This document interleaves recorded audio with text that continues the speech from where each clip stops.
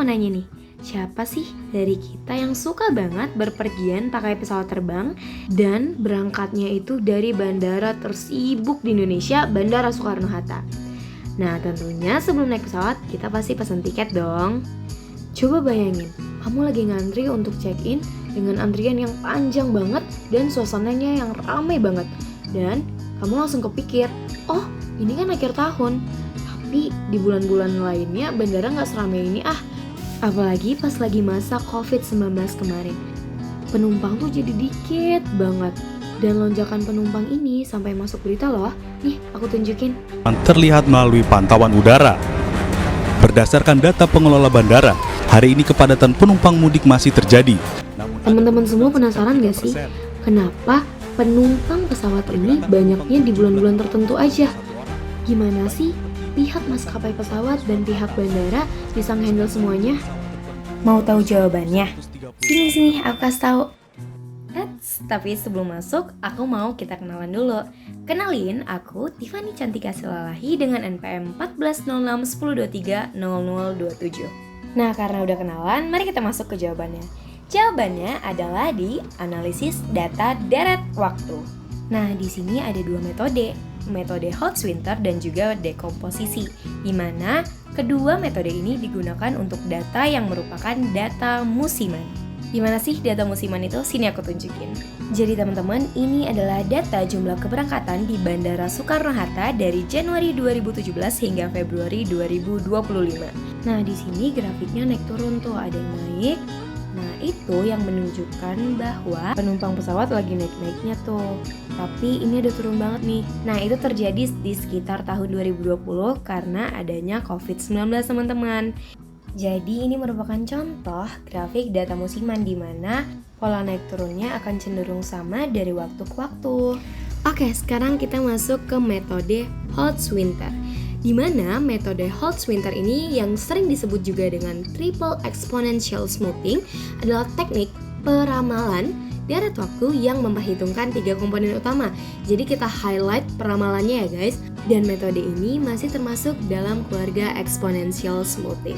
Nah, kenapa disebut dengan triple exponential smoothing? Karena metode ini memperhitungkan 3 komponen utama, yaitu yang pertama adalah level, yaitu nilai rata-rata.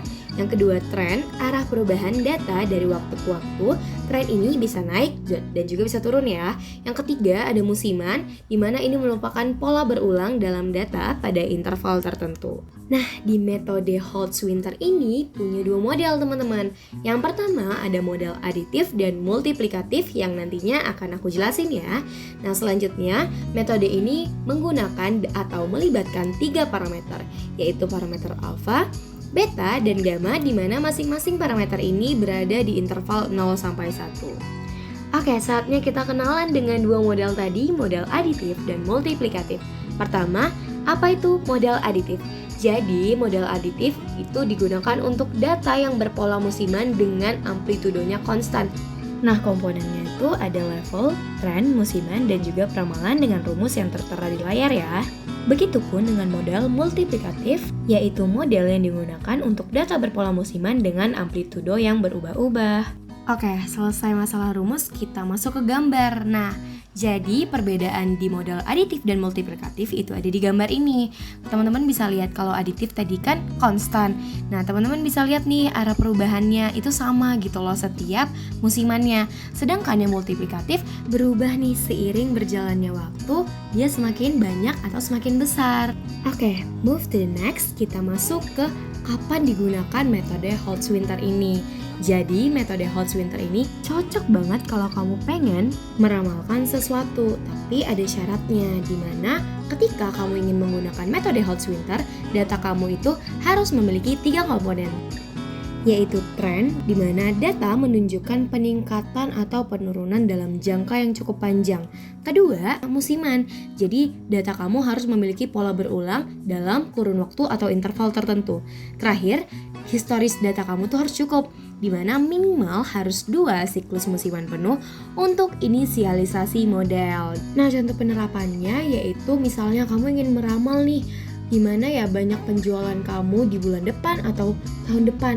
Dan itu dipengaruhi oleh apa, misalnya musiman ataupun sedang ada berita yang hot nih sehingga mempengaruhi penjualan kamu gitu. Yang kedua ada prediksi penumpang pesawat, yang tadi pesawat yang tiba-tiba melonjak atau naik saat liburan. Nah, jadi fokus utama metode Hot Winter itu untuk meramal ya teman-teman.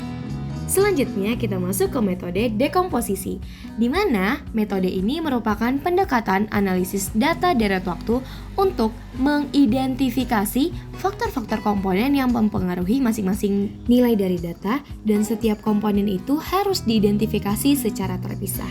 Dalam hal ini, komponennya ada 3, yaitu tren, musiman, dan juga residual atau error.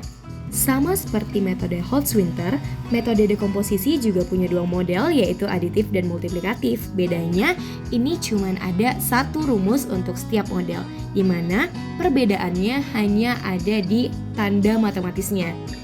Untuk model aditif menggunakan tanda penjumlahan, dan untuk model multiplikatif menggunakan tanda perkalian. Oke, sekarang kita akan masuk ke proses dekomposisi. Ngapain aja sih kita di dekomposisi ini? Pertama, kita menghitung rata-rata bergerak atau moving average dengan panjang N yang sama dengan panjang musiman atau kita kenal juga dengan periode musiman. Yang kedua, kita memisahkan rata-rata bergerak atau moving average N periode dari deret data semula untuk memperoleh unsur tren dan siklus. Yang ketiga, kita memisahkan lagi faktor musiman dengan menghitung rata-rata untuk setiap periodenya, kemudian menyusun panjang musiman yang secara lengkap. Yang keempat, kita akan mengidentifikasi bentuk tren apa nih yang tepat untuk data kita kali ini, seperti linear, eksponensial, kurva S, atau lainnya. Kemudian kita hitung nilai lainnya untuk setiap periode. Yang kelima, kita akan memisahkan hasil langkah keempat dari hasil langkah kedua yang merupakan nilai gabungan dari unsur tren dan unsur siklus untuk nanti akhirnya kita memperoleh faktor siklus. Yang terakhir, kita akan memisahkan musiman, tren, dan siklus dari data asli untuk akhirnya kita akan mendapatkan unsur random atau acak. Oke, selanjutnya kita masuk ke kapan sih digunakannya metode dekomposisi ini. Nah, misalnya kamu seorang produsen yang menjual beberapa produk dan kamu ingin menganalisis penjualan bulanan produk yang kamu jual. Nah, di sini ada 3 komponen. Yang pertama ada tren, yaitu peningkatan atau bisa juga penurunan penjualan produk kamu dari tahun ke tahun. Nah, yang kedua ada musiman, di mana ini menunjukkan lonjakan penjualan produk kamu setiap akhir tahun ataupun akhir bulan karena misalnya ada musim liburan ataupun ada beberapa hal yang mempengaruhi penjualan produk kamu.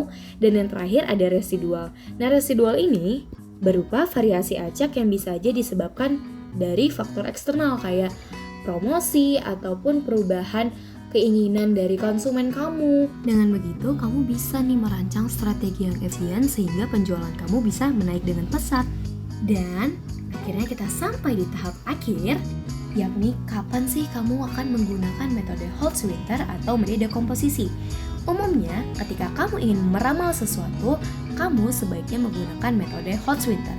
Namun ketika kamu ingin menganalisis pola atau memahami struktur pola deret waktu yang kamu punya, kamu sebaiknya menggunakan metode dekomposisi. Jadi sekarang kita tahu kan bahwa data deret waktu itu nggak cuma angka loh, tapi punya cerita di baliknya tentang tren yang terus naik, musim yang datang dan pergi, tentang kejutan-kejutan yang kita nggak bisa duga. Nah, ingat, data itu bisa jadi petunjuk loh, asal kita tahu cara membacanya. Jadi mari kita bermain-main dengan data dan semoga grafik positif kita terus naik ya, kayak penumpang pesawat di bulan Desember. Sampai jumpa di analisis berikutnya. Jangan lupa tren itu bisa berubah, tapi rasa ingin tahu kita harus tetap bertambah. Sampai jumpa di materi-materi statistika berikutnya. Dadah!